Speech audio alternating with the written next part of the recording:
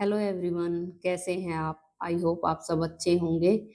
तो आज का टाइटल देखकर आप समझ ही गए होंगे। आज हमारी कहानी का विषय है समय का सदुपयोग। जी हाँ दोस्तों, समय का सदुपयोग करना चाहिए। इसी से रिलेटेड एक छोटी सी स्टोरी है जो आपके साथ शेयर कर रही हूँ। आई होप आपको पसंद आएगी। तो चलिए शुरू करते हैं। एक समुद्री राज्य था। समुद्र के बीचों बीच एक टापू पर बसा हुआ बेहद ही खूबसूरत राज्य था। लेकिन इस राज्य का एक नियम था। नियम ये था कि इस राज्य में कोई भी राजा बन सकता था, लेकिन सिर्फ 5 साल के लिए। 5 साल कंप्लीट हो जाने के बाद उसको एक घनघोर और भयानक जंगल में भेज दिया जाता।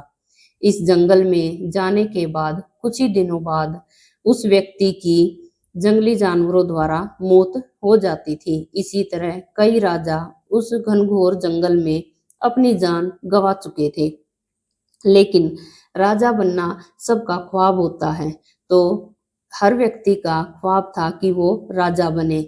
अब वो राजा बन भी जाता था, लेकिन 5 साल वो खूब मजे करता, खूब ऐशो आराम से अपनी जिंदगी जीता, सारी सुख सुविधाएं भोगता। और जब 5 साल कंप्लीट हो जाते तो उसे रोता बिलखता हुआ जंगल की तरफ भेज दिए जाता था। अब जंगल जाने के बाद उसकी मौत निश्चित थी। ऐसे करते करते काफी साल बीत चुके थे और कई राजा जंगली जानवरों का शिकार बन चुके थे। अब की बार एक समझदार व्यक्ति राजा बना। अब वो 5 साल के लिए राजा बना तो उसने सोचा कि अभी तो मैं सारी सुख सुविधाएं भोग लूंगा, लेकिन 5 साल पूरे होने के बाद ये लोग मुझे भी पकड़कर जंगल में भेज देंगे और मेरी मौत हो जाएगी। लेकिन उसने सोचा, मेरे पास अभी 5 साल है। इन 5 सालों में सारे निर्णय लेने की क्षमता मेरे पास है। मैं कोई भी निर्णय लूं तो सारी प्रजा को और सैनिकों को वो मानना ही होगा। उसने अपने भविष्य के बारे में सोचा और सोचकर उसने पहले साल सैनिकों को आदेश दिया कि उस जंगल में जितने भी खतरनाक जंगली जानवर है वहां पर शिकारियों को भेजो और उनका शिकार करवाओ। अब सेना ने ऐसा ही किया। वहां उस भयानक जंगल में जितने भी जंगली जानवर थे उन सब का शिकार करवा दिया गया। अब दूसरे साल में राजा ने वहां पर लकड़ी काटने वालों को भेजा और कहा कि इस जंगल को बिल्कुल साफ कर दो। ये सारे पेड़, ये सारी लकड़ियां काट दो और इसको एकदम समतल बना दो। लकड़ी काटने वालों ने ऐसा ही किया। पूरे साल में लगभग सारा जंगल समतल कर दिया गया।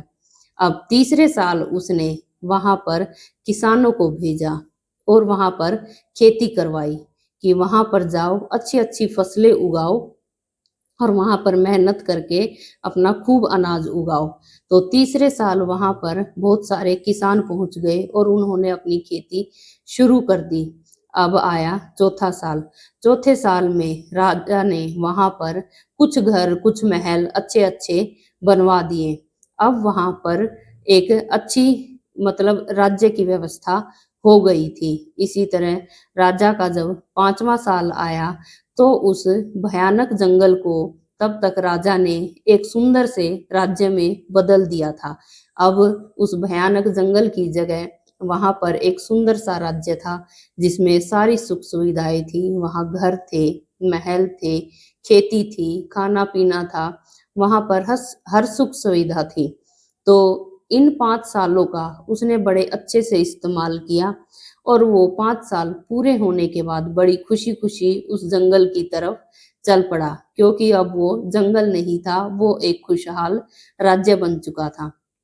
तो दोस्तों, यही चीज हमारे ऊपर भी लागू होती है कि समय तो सबको मौका देता है। अब उस मौके का हम कितना यूज करते हैं ये हमारे ऊपर है।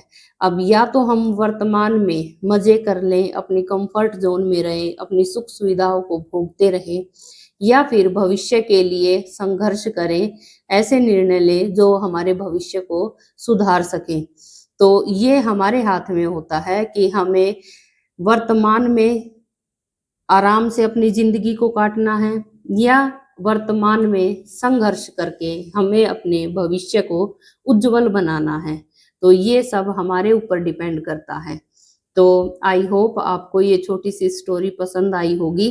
अगर स्टोरी पसंद आई हो तो मेरी वीडियो को लाइक करें और मेरे चैनल को सब्सक्राइब करें। तो मिलते हैं एक नई वीडियो के साथ, जिसमें हम जीवन से जुड़ी हुई बड़ी बड़ी सीख लेकिन छोटी छोटी कहानियों के जरिए आपको देंगे। तो मिलते हैं अगली वीडियो में। राधे राधे।